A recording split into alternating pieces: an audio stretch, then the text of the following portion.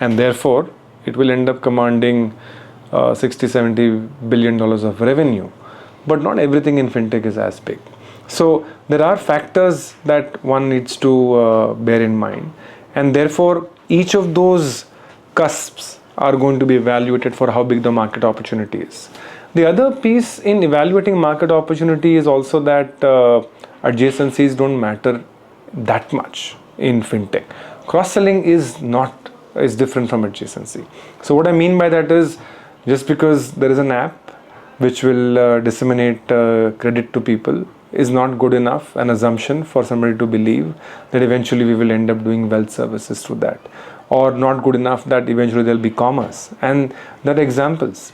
Today when you look at some of the largest of the businesses or unicorns that have been built from India within fintech itself, are they all pervasive? Are they super apps really? No. So fintech was a vertical where super apps were being most commonly spoken about, but that's also the myth that has been busted.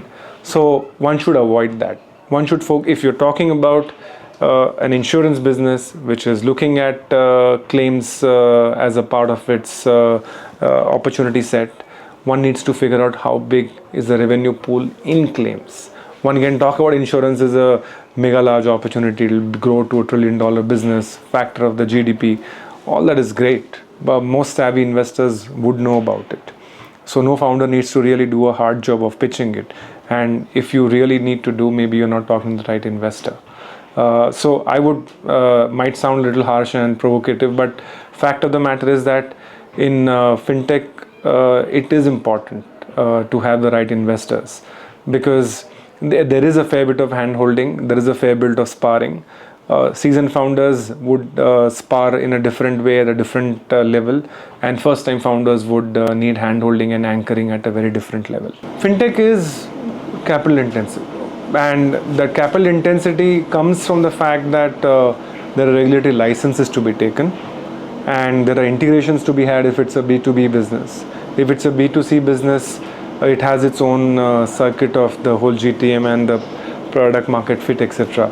So there is going to be some amount of capital that has to be raised, and in the journey when a VC comes in, you're making a conscious call that I'm going to drive this business to a mega large scale.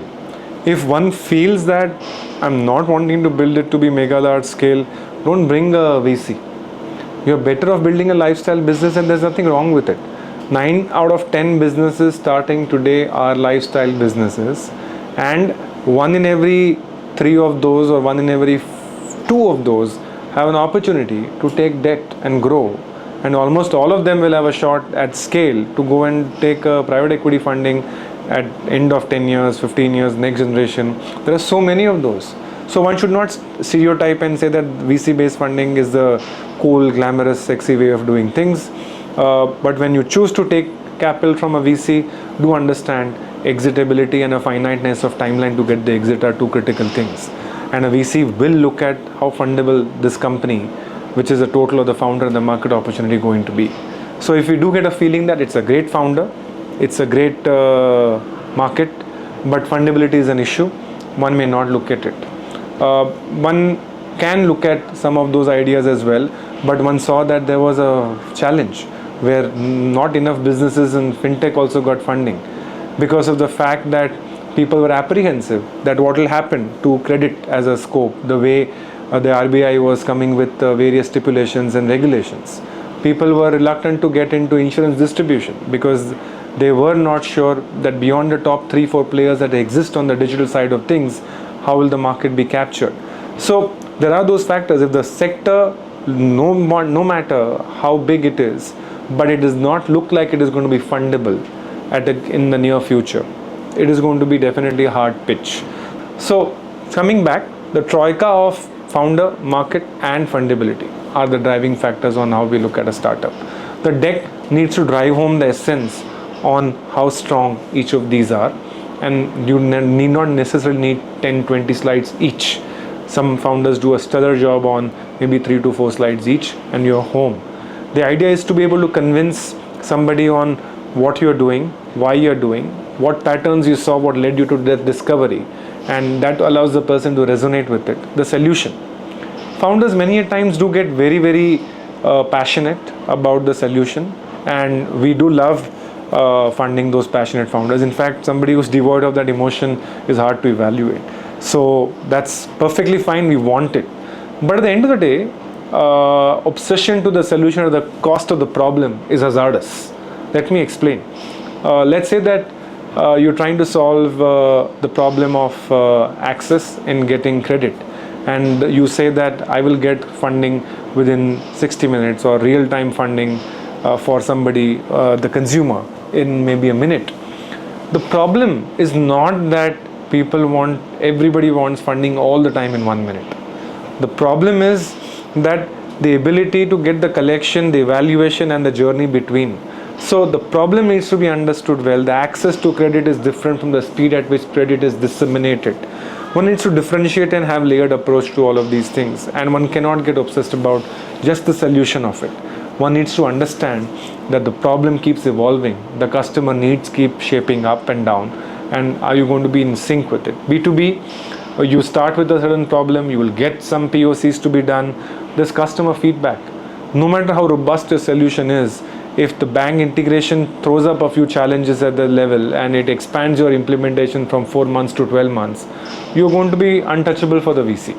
So one needs to factor in those aspects as well and be mindful of that. That's why I do feel that having your ears to the ground and being obsessed about the problem is as critical as having a finesse on the solutions.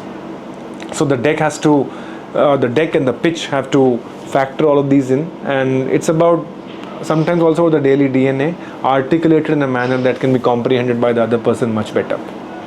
Diligence, I would say, I'll break this up. Diligence, let's say, for a very early stage idea, and we do look at a founder in two parts: a very, very seasoned founder who is a second time founder, or a very strong functional CXO of a large organization who has seen the journey from the scratch to this level that which it is today. These are seasoned founders. And then there are people who start for the first time. They could be young professionals, it could be mid-management people who are starting for the first time, it could be that category. The diligence in both of these is somewhat different, and the usual financial diligence and CorpSec and legal is not what I would talk about as a part of this conversation. That is something which will be the usual scope. You just take a search on any of the tools online and you'll get reams of paper on that. Let's come back to the core of the topic as to how you diligence the opportunity per se. When you're looking at an opportunity, if it's a seasoned founder, like I said, there is a bias for going with founders who are fintech natives. And you could have been a mid-management founder working in a Slice, who have seen the whole transition of Slice from a consumer business to a small finance bank and now choosing to start up on your own. You might not have reached a CXO position, but you have seen that journey, you are fintech native. That's perfectly fine. So let's not confuse the level. It's about the understanding of the space and the application that really matters. So there will be massive amount of referencing. The journey of the last 2, 5, 10, 20 years will throw up enough referencing material for the VC and their team to go out there and have conversations with various constituents and understand, apart from the usual aspects of qualification, integrity, tenacity, all of those, it's about how does a person end up building teams. Because CEO, when he or she signs up to be a founder or a CEO, it's actually the ability to sign up for doing everything that you don't like. You may start by saying that I'm going to hack my way through building a great code, or I love doing enterprise sales, so I'm going to be going out there and selling. But a point comes after which you're not going to do things that you started out enjoying or you really felt strongly about. Building an org is much more complex craft, and 90% of your time after 3, 4, 5 years will be spent on things that were not core or were not your core strengths. I don't imagine Dhirendra of Turtlemint spending as much of his time solving or looking at the enterprise sales, which is what he was good at, or partnerships, or solving for the agents. Today he's doing many more things, and eventually he will have to think about taking Turtlemint public. So there are going to be those nuances which will consume bulk of your time. So you're signing up for all of those journeys, and the investors would have